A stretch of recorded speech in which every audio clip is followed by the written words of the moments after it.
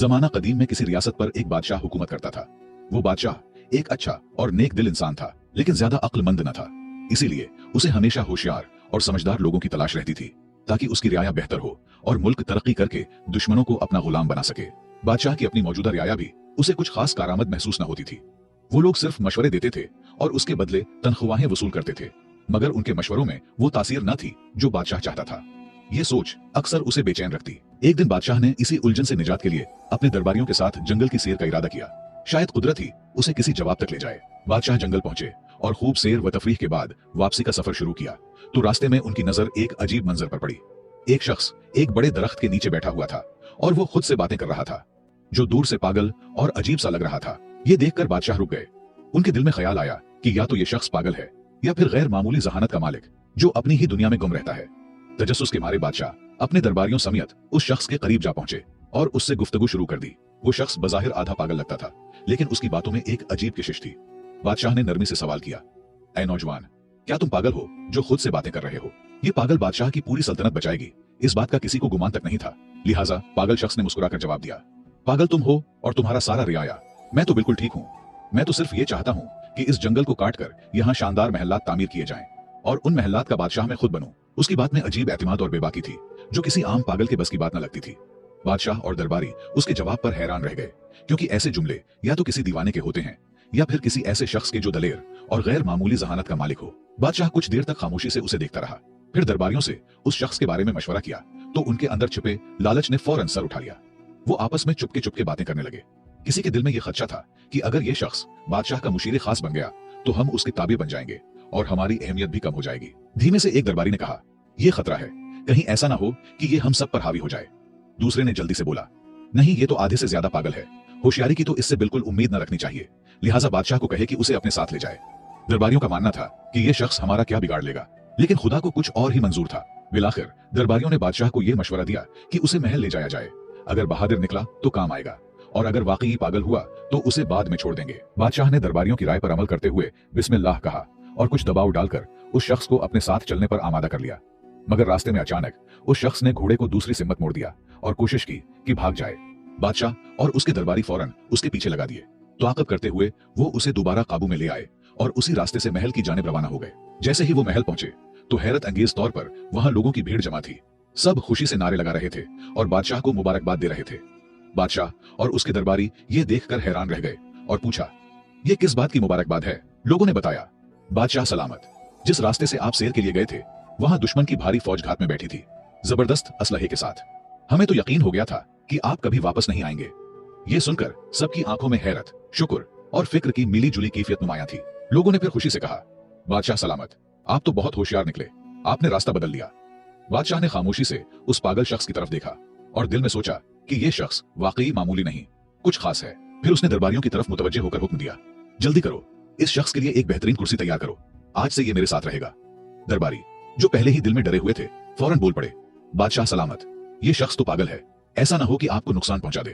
आपके साथ तो हम जैसे अक्लमंद लोगों को होना चाहिए। मगर बादशाह ने उनकी बात को रद्द करते हुए संजीदगी से कहा, नहीं, ये शख्स तुम सबसे ज्यादा ज़हीन है, चुपचाप होकर हमें खतरनाक दुश्मन से बचाया। ये होता है ज्यादा ज़हीन लोगों की निशानी। अगर ये ना होता तो तुम में से किसी को खबर भी ना होती कि रास्ते में दुश्मन घात लगाए बैठा है। हमारी सलामती इसी की होशियारी की बदौलत है। ये सुनकर पागल मुस्कुराया और फख्र से बादशाह के पहलू में रखी कुर्सी पर बैठ गया। मगर इस लम्हे से महल में एक नया तनाजा जन्म लेने लगा। दरबारी, जो सदियों से नस्ल दर नस्ल उन कुर्सियों पर बैठते आए थे, किसी सूरत ये गवारा न कर सके कि एक अजनबी, और वो भी पागल कहलाने वाला, उनके बराबर आ बैठे। वो दिल ही दिल में जलने लगे और उस शख्स के खिलाफ साजिशों का जाल बनने लगे। लेकिन जिसे अल्लाह ताला इज्जत अता करे, उसे दुनिया की कोई ताकत गिरा नहीं सकता। इज्जत व जिल्लत का इख्तियार सिर्फ उसी के हाथ में है। ये कहानी सुनकर आपका अल्लाह की कुदरत पर यकीन और भी पुख्ता हो जाएगा। अल्लाह बादशाह को गिराकर फकीर बना सकता है और पागल को बादशाह बना सकता है, और जब वो किसी को बुलंद करना चाहे तो दुनिया की सारी साजिशें नाकाम हो जाती हैं। दरबारियों की साजिशें, उनका हसद और मुखालफत उस पागल को इज्जत कैसे देता है, आइए जानते हैं। एक दिन सुबह जब महल में दरबार सजा हुआ था, रियाया के चंद अफराद आगे बढ़े और उस शख्स के पास पहुंचे जिसे सब पागल कहा करते थे। अदब से बोले, भाई साहब, आप पर सलामती हो, हम आपसे कुछ जरूरी बात करना चाहते हैं। रियाया ने बात करते हुए कहा, भाई साहब, आपको हमारे बादशाह के उसूलों और दरबारी आदाब का कुछ अंदाजा नहीं। हम तो बस ये चाहते हैं कि आप किसी गलत फहमी में कोई ऐसा कदम न उठा लें जिसकी वजह से आपको सजा भुगतनी पड़े। पागल ने हैरत से कहा, क्या मतलब, मुझे सजा मिलेगी? मैंने तो कभी नहीं कहा था कि मुझे यहाँ महल लाया जाए। ये कैसी मुसीबत है, मुझे वापस ले चलो। उसकी बात सुनते ही रियाया के चेहरे पर एक हल्की सी खुशी की लहर दौड़ गई। उन्हें लगा कि उनकी चाल कामयाब हो रही है, लेकिन बादशाह की डर से उसे डराकर महल से निकाल नहीं सकता, बल्कि नरमी से अपनी बात मनवाने की कोशिश करते हुए बोले, भाई साहब, आपको अंदाजा नहीं है कि अगर आप हमारी बात मानेंगे तो आपको क्या कुछ मिल सकता है। पागल, जो सजा के लफ्ज से वैसे ही खौफजदा था, फौरन घबराकर बोला, ठीक है, बताओ क्या करना है। मौका देखकर एक मुशीर, जो खुद बादशाह का करीबी मुशीर खास था और जिसकी कुर्सी अब उस पागल के जेरे कब्जा थी, आगे बढ़ा और मौकारी से बोला, हमारे दरबार की रिवायत है कि दरबार का आगाज तभी होता है जब कोई शख्स बादशाह को थप्पड़ मारे या कोई ऐसा अमल करे जिससे दरबार बेदार हो जाए। पागल, जो अक्ल से बिल्कुल पैदल था, वो फौरन बोला, अरे ये तो कोई बड़ी बात नहीं, थप्पड़ किया, मैं तो बादशाह को लात भी मार सकता हूँ। रियाया ने उसकी बेवकूफी पर हंसी छिपाते हुए उसे शाबाशी दी और खुशी से मजीद उकसाया, जब बादशाह कुर्सी पर बैठे तो तुम जाकर उसकी गर्दन पर जोरदार थप्पड़ रसीद करो, फिर देखना बादशाह इतना खुश होगा कि तुम्हें ढेर सारे इनामात से नवाजेगा। पागल ने भूलपन से बात मान ली। जब अगले दिन दरबार लगा और बादशाह तख्त पर विराजमान हुआ तो पागल निहायत सादगी से आगे बढ़ा और एक जोरदार थप्पड़ बादशाह की गर्दन पर दे मारा। इस जोर से बादशाह का ताज दूर जा गिरा, लेकिन जैसे ही ताज जमीन से टकराया, उसके नीचे से एक खतरनाक बिच्छू निकल आया। बादशाह फौरन चौंक कर खड़ा हुआ और उसे यह समझते देर न लगी कि अगर वो ताज सर पर रख लेता तो बिच्छू उसे काट लेता। शुक्रगुजारी से भरे दिल के साथ बादशाह ने पागल को सीने से लगा लिया। बादशाह ने पागल को सीने से लगाते हुए खुशी से कहा, मेरे अजीजों, ये सिर्फ एक शख्स है जो मुझसे सच्ची मोहब्बत रखता है। अगर ये मुझे थप्पड़ न मारता तो आज शायद मेरा आखिरी दिन होता। बादशाह के हुक्म पर पागल के लिए एक शानदार दावत का एहतिमाम किया गया और साथ ही उसे एक खूबसूरत महल भी इनाम में दे दिया गया। रियाया, जो पहले ही उससे हसद में मुब्तला थे, अब और भी परेशान हो गए। उनके दिलों में खौफ बैठ गया कि अगर यूं ही सिलसिला चलता रहा तो ये पागल उन सब की कुर्सियों का वारिस बन जाएगा। चुनांचे वो आपस में सरगोशियां करने लगे, यार ये बंदा तो बहुत तेजी से ऊपर जा रहा है, कुछ करना पड़ेगा वरना हमारी सब इज्जतें और रुतबे खत्म हो जाएंगे। दूसरी तरफ वो आधा पागल दिल ही दिल में सोच रहा था, ये रियाया तो वाकई बड़े सच्चे और हमदर्द लोग हैं। देखो कितना जबरदस्त मशवरा दिया था। खुशी खुशी उसने दिल में फैसला कर लिया कि अब से जो भी ये लोग कहेंगे वही मानूंगा। अगले दिन रियाया दोबारा मशवरा करके उस पागल के महल पहुंचे। वो सब अंदर से तप रहे थे, मगर जाहिरी चेहरों पर मुस्कुराहट सजाए बैठे थे। एक मुशीर ने नरमी से बात शुरू की, भाई साहब, कल की तरकीब कैसी लगी? अगर आप थप्पड़ न मारते तो बादशाह आप पर शक करता और शायद आपको सजा भी हो जाती। पागल, जो अब इत्मीनान से महल में रह रहा था, मुस्कुराकर बोला, हाँ बिल्कुल, आप लोग बहुत अच्छे हो, आपकी तरकीब ने मेरी किस्मत बदल दी। रियाया ने मौका गनीमत जाना और अगला जाल बिछाया, लेकिन ये तो सच है कि जिसे अल्लाह रखे उसे कौन चखे। जितना मर्जी आपके खिलाफ कोई साजिश करे, लेकिन अगर तुम सच्चे हो और अल्लाह तुम्हारे साथ है तो कोई कुछ नहीं बिगाड़ सकता। रियाया ने पागल को मुखातब करते हुए कहा, अब एक और बात सुनो, सुबह जब दरबार लगे और बादशाह कुर्सी पर बैठने लगे तो तुम फौरन उसकी कुर्सी पीछे से खींच लेना। देखना तुम्हें आधी बादशाहत मिलेगी। ये काम आसान नहीं, लेकिन तुम तो बहादुर हो, कर लोगे। पागल जल्दी से बोला, एक क्या, मैं तो 2 कुर्सियां भी खींच सकता हूँ। रियाया हस्बे मामूल उसे शाबाशी देते हुए रुखसत हुए और सुबह दरबार में वही हुआ जिसकी उन्होंने पागल को करने को कहा था। जैसे ही बादशाह तख्त पर बैठने लगा, पागल ने मौका देखकर कुर्सी पीछे खींच ली, मगर बादशाह ने खुद पर काबू रखते हुए गिरने से पहले संभल कर खड़ा हो गया। जब उसने पीछे मुड़कर देखा तो हैरान रह गया कि कुर्सी का एक पांव अंदर से पहले ही टूट चुका था। बादशाह ने फौरन पागल की तरफ देखा, उसे गले लगाया और बुलंद आवाज में सबके सामने कहा, देखो ये शख्स कितना होशियार और वफादार है। अगर ये ना होता तो मैं कुर्सी समेत जमीन पर गिरकर जख्मी हो जाता। फिर उसे तमगा इम्तियाज देकर अपने फौज का जर्नेल मुंतखब कर दिया और दरबार में एक बार फिर उसकी बहादुरी की दाद दी गई।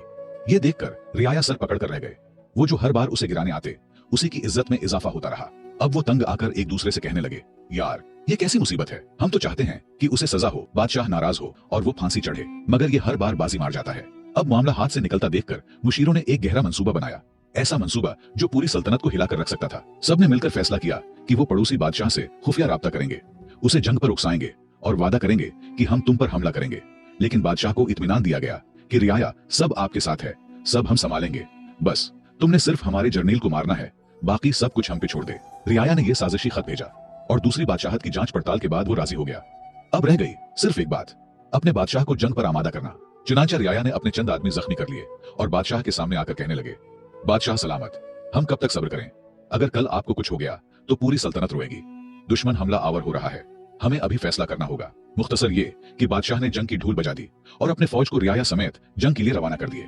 अब लश्कर का सिपा सालार पागल है, लेकिन सब मिलकर भी पागल का कुछ नहीं कर सकता, सिर्फ पुष्ट पीछे हंस रहे थे। जब वो दुश्मन मुल्क की सरहद पर पहुंचे तो वहां की फौज पूरी तैयारी के साथ मौजूद थी। दोनों जानिब की अफवाज जब जंगल में दाखिल हुए तो पागल ने हुक्म दिया, सब रुक जाओ, सबसे पहले मैं बादशाह से खुद लड़ूंगा। क्योंकि वो कमांडर था, पूरी फौज रुक गई। पागल ने जोर से आवाज दी, ए बादशाह बाहर आ।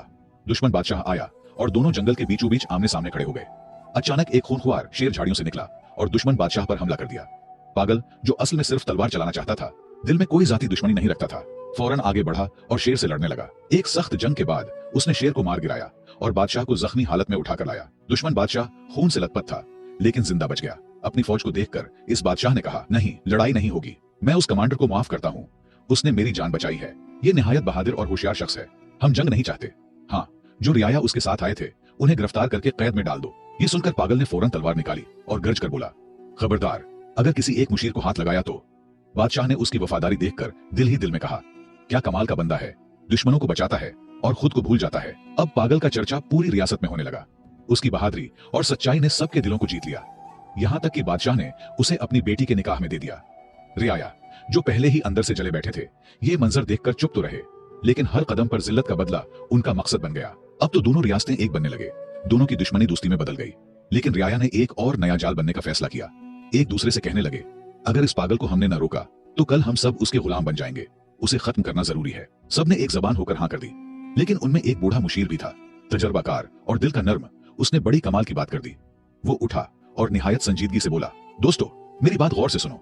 दुनिया में हर शख्स को अल्लाह ने एक खास मकाम, हैसियत और सिफत अता की है। और याद रखो, जिसे अल्लाह इज्जत देता है, दुनिया की कोई ताकत वो इज्जत छीन नहीं सकती। अगर तुमने उसे मार भी दिया तो याद रखो, उसकी इज्जत और भी बढ़ जाएगी। और अगर तुम ये समझ रहे हो कि उसके मरने से तुम्हें तुम्हारी खोई हुई कुर्सी वापस मिल जाएगी, तो तुम धोखे में। एक दिन सच सामने आ जाएगा और तुम सब अपने अंजाम को पहुंचोगे। लिहाजा अल्लाह की रजा पर रजा हो जाओ, इसी में हमारे लिए बेहतरी है। उसने सांस लिया और फिर नरमी से कहा, तुम सब सिर्फ एक बात समझो, वो बज़ाहिर पागल है, लेकिन अल्लाह ने उसे एक नायाब सिफत अता की है, किस्मत। अगर पूरी रियासत भी उसके खिलाफ हो जाए तो वो अकेला ही जीत जाएगा। लिहाजा उससे उलझने के बजाय खुद सच्चाई इख्तियार करो। सारे रियाया ने अपने हसद पर तौबा किया और कुछ वक्त बाद पागल वफात हुआ और रियाया फिर से अपने रुतबे पर फाइज हुए। तो दोस्तों, ये कहानी बज़ाहिर एक फनी कहानी लगती है, लेकिन इसमें एक हकीकी सच छुपा है जैसे हमें तस्लीम करना होगा, और वो है सच्चाई, किस्मत और अल्लाह का करम। हमें भी कभी किसी से हसद नहीं करना चाहिए, क्योंकि अगर कोई किसी ओहदे या रुतबे पर फाइज है और कामयाब हुआ है तो वो उनकी मेहनत का सिला हो सकता है, उसकी अच्छी किस्मत हो सकती है, या उसमें ऐसे सिफात हो सकते हैं जिसकी वजह से अल्लाह ने उसे वो इज्जत दी है। कोशिश करे वो सिफात अपनाए, मेहनत करे, सच्चाई इख्तियार करे, शायद वही इज्जत तुम्हें भी मिले।